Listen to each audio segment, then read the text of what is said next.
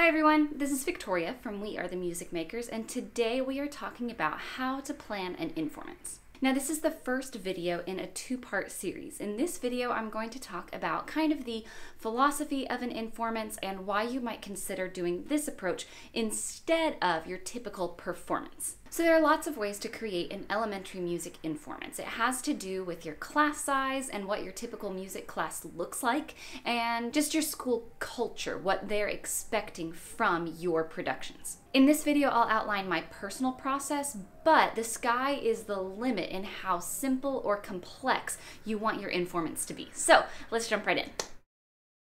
So an Informance is just any sort of musical program that is for the purpose of educating an audience. It could be as simple as just inviting parents into your regular music class, just set up chairs along the side and have your regular music class and kind of give them a brief explanation of each activity as you do it. And that could be it. Or it could be more formal and it might take place on a stage with lights and a tech sheet and sound. You could go that route as well. The point is, regardless of what your Informance looks like, the function, the purpose of it is to educate the audience. When I do an Informance, I want to educate my parent community and my colleagues and my community in general about the process by which my students create and improvise and learn about music. But in contrast, a performance is typically meant to be a final product. It's much less process-based. So a performance showcases a final product, whereas an Informance will likely showcase the process.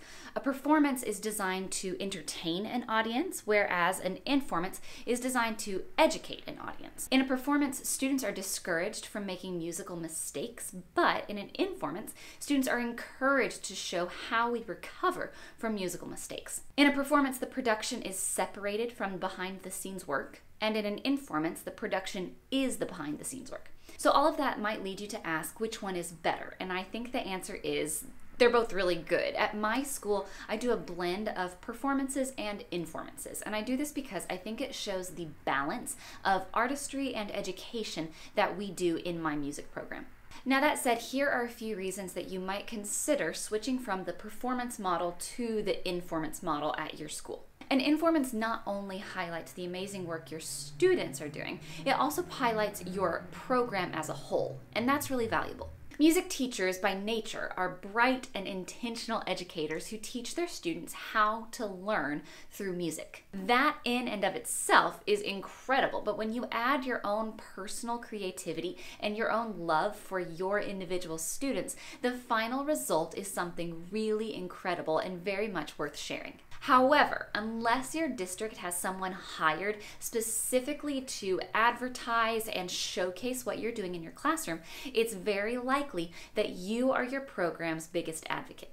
It's also very likely that you are the only person who knows the complexities of each music activities and the thought process behind choosing those in the larger curriculum.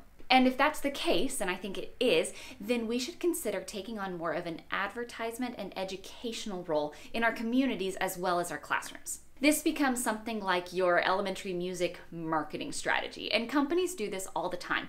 They recognize that people need to see a need for their product before they're willing to invest in it. So what do? They help people see a need for their product by talking about their product and showing how it works. They promote their brand through advertisement and education, and I think that music teachers would be wise to do the same. Now, I get it. I think it can be uncomfortable to compare our music classrooms to a company selling products. But here's the deal. We want administrative and parent and community support in our programs. We want them to invest through the form of participation or financial support. But if all these people see is the final polished product, they're missing the entire body of work that it took to get there. And I think that the body of work is the really cool part of the process. And I think that this, not the performance, is the reason they should invest in what we do. So let's talk about what you might want to include in your Informance. Remember that your Informance is not going to be prepared in a way that is separate from your day-to-day education of your students. The Informance is the day-to-day education. So think about what you're doing in your classes that is artistic and that is student-driven. Now, ideally, a large number of your activities already fit into this category. So it should be pretty easy to take that same activity and just put it on a stage. My informances include things like folk dances and singing and speech pieces and movement activities and playing instruments. They showcase how students can do part work, how they can improvise. They'll showcase student arrangements. In short, they just show the regular music class. So here are some ideas that you might include in your elementary music informants. Think about including unison or solo singing. You could show how you sing it around. You might show how you can sing in harmony. You might show that you can sing partner songs. Show your students playing instruments, or show them speaking a piece with layered ostinati. Show creative movement, or show folk dances, show improvising, show student arrangements or student compositions. Now, even though we want to showcase maybe a typical music class, there are some things that I do in my class that maybe wouldn't translate very well to a stage. For example, I cannot imagine that an audience would be really on the edge of their seats to watch a dictation activity, right? But I still want to showcase that skill because it's a really cool thing that kids can do. So instead, maybe I take a picture of that dictation activity and put it in a slideshow with a bit of text explaining what dictation is and how students came to write down these particular groups of notes.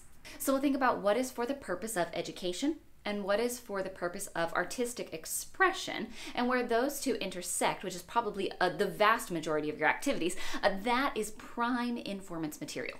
I find it the most helpful to base my informants on children's literature. When I base it on a book, it gives me a structure for my program, but it still feels childlike and playful. And since I use books a lot in my classroom, it still feels really natural to me and my students. To choose my informants book, I like to take a trip to Barnes & Noble, and I will sit on the aisle in the children's section with a big old stack of books and a notebook, and I just flip through and look to see if I like any of them.